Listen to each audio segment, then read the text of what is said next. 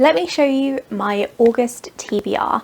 I have, once again, very ambitious plans. I say this every single month, this is nothing new. My issue with August is that it's looking very busy at work. I don't have any time off in August apart from one day. Actually, it's a half day, and that's for some wedding dress shopping. So it's not even really time off. It's going to be very stressful. I don't like trying on clothes at the best of times. So I think I'm going to hate this experience. So work is going to be absolutely horrendous, and I'm fully prepared for that, but at the same time I'm thinking maybe I can escape by reading books, and that's what I'm going to try my hardest to do. So I have quite a large pile of books here for various different reasons. I will show them all to you. The first lot of books I'm going to be reading for my August reading challenge are going to be my Zero TBR project books, and I know what those are right now, but you guys don't. I'm going to leave that as a surprise. I'm not even going to give you a sneak peek. The rest of the books are physical ones from my TBR that I've taken out, and they're just ones that I'm sort of in the mood to read right now. The first book I am hoping to read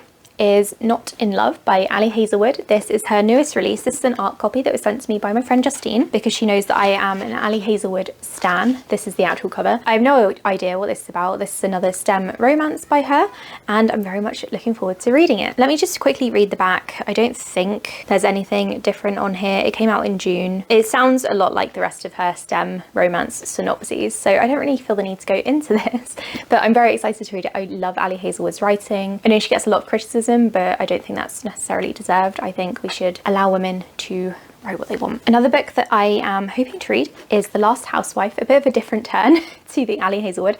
This is an adult thriller book. I read In My Dreams I Hold a Knife back in July, and I really enjoyed it, so I'm looking forward to reading this one. I'm doing a little project on Ashley Winstead's books, and this is only the second one that I've read, but I'm planning on reading all of them and posting a video on which book I think is best, and I'm hoping to post that in October, so I'm planning ahead, and I'm hoping to get to this in August, so I've got lots of time to read the rest of her books. This one has podcast elements, I believe. I don't really know the synopsis of it, and I don't read synopses for thrillers or any of the books that I read, apparently. Definitely not for thrillers because it might spoil me. It says something about a podcast host. The last line of the synopsis says, "In a world built for men to rule it, is justice even possible? And if so, how far will Shay go to get it?" So this may be like a revenge thriller sort of book, and I'm really into that, so I'm looking forward to reading this one. I would also really love to read Floating Hotel, which is a space opera book about a hotel which is floating in space. This was recommended to me by my friend Marlene, and I do actually have a NetGalley copy as well, which I haven't read yet because I'm terrible with NetGalley books, ebooks in general. I just can't do them right now. This has been likened to Becky Chambers, and Becky Chambers, is one of my all-time favourite authors, so I'm very much looking forward to this one. The tagline for this is Budapest Hotel in Space, so I'm very curious to see what happens in this one. It's a very short sci-fi book, so it shouldn't take me long to read at all. I honestly cannot wait. And this author has also released another book as well, her debut book. If I love this, I'm planning on reading that very soon as well. I also really want to read The Paulbearers Club by Paul Tremblay because this is part of another project that I'm doing hopefully in October. I'm trying to read all of his books and decide which one I think is best. I've only got a couple more to go, so there's this one, and I think his newest release, and I think that's all of them apart from his short stories, which I'm putting off because I don't like short stories, and I think that's going to be the worst one for me. So I'm not sure I really want to read that, but I've told myself that I should do this project, so I have to. This one sounds really interesting. So this is an art copy that was also sent to me by my friend Justine, which I didn't read. It's told in mixed media format, and there are annotations. I'm trying to find a good page. Annotations throughout the text, which is very intriguing to me. I'm not sure exactly what the plot is about. I have a feeling it's about vampires, but I'm not entirely sure. I could be making that up. Looking forward to this. Also a little bit nervous, but mainly looking forward to it. Let me show you the library books that I'm planning on reading soon. These are all ones that I got out from the library quite recently, and very much looking forward to reading them, obviously. The first one is Where Sleeping Girls Lie. This is a YA thriller mystery sort of thing set in a boarding school. This is by the author of Ace of Spades, which I did really enjoy, but I read it quite a few years ago. There's been a massive gap between her first and second books, and I think she does address this in the author's note at the beginning, which is really interesting. It says that this is Get Out meets Gossip Girl, and it has some gut-punching twists. It's a very long book, but I think I'm okay with that. I don't usually like my thrillers to be too long, but I think in this case it's going to be okay because boarding schools are a setting that I really enjoy reading about. I really enjoy the rich people drama, so hopefully that's what this is. Another library book that I'd like to read is The Last Blood Carver. This one is the start of a YA fantasy duology, I think. I don't think it's a standalone. It says here that the main character is a blood carver, which means that she has the power to heal or to harm with just one touch. Apparently she is seen as a monster who kills for pleasure. Her gift is highly prized in the city's criminal underworld. She is captured and sold to the highest bidder. Her mysterious buyer is not looking for an assassin. She needs the main character to heal the only witness to her father's murder.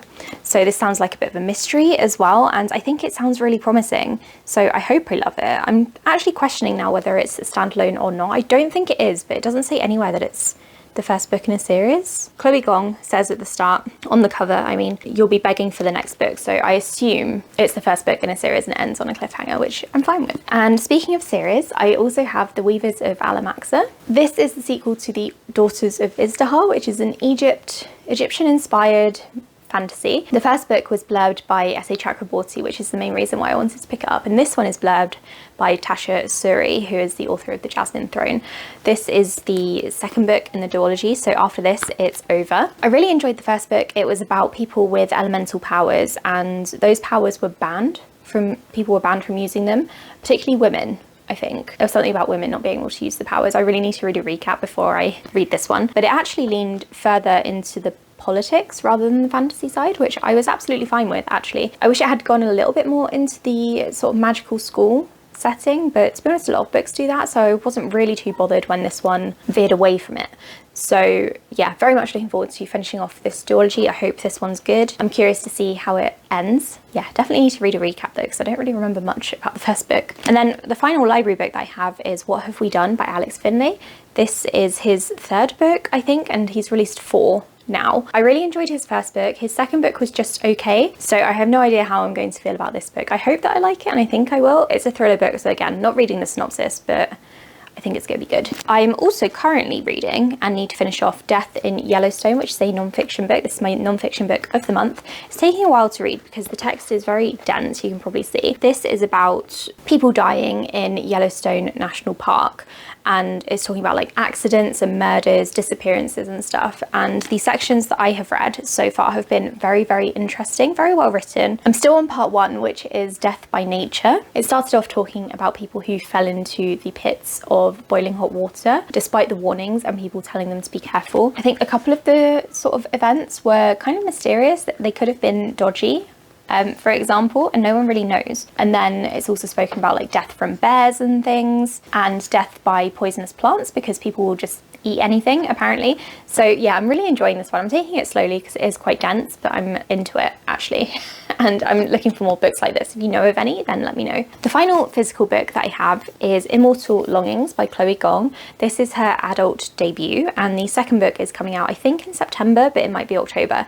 So I need to read this one and recap it for my website. I got this from Waterstones. You can see the stickers there because it's just a stunning edition. So I don't really like yellow. It's probably one of my least favorite colors. So I don't love the yellow edges, but what I did love were the end papers. The art is just stunning, absolutely beautiful. So I'm really glad that I picked this up, and I'm hoping to enjoy it. This is telling the story of Shakespeare's Antony and Cleopatra, but otherwise I don't really know much about it other than it's a fantasy sort of tale. So yeah, anything could happen in this, and I'm really excited. So I do feel like I've got a really good mixture here of different genres that will keep me interested. And like I said, this is a really ambitious TBR because on top of these, remember, I also have my Zero TBR project books to read, and there are a few of those. So we'll see how I do. I am very much looking forward to reading all of them. I also have a couple of books from Kindle Unlimited that I would maybe like to read. I'll put a few of their covers up here. Off the top of my head, I've got Love Light Farms, Serpent and the Wings of Night, which I'm planning on reading this week as I'm recording this. So you might see it in my July wrap up, or if not, then you'll see it in my August one. And then various other self-published books as well. So we'll see what I end up getting to. Who knows? Let me know in the comments what you will be reading in August. Tell me how your summer of reading has been so far. Thank you for watching, and I'll speak to you all in the next video. Bye.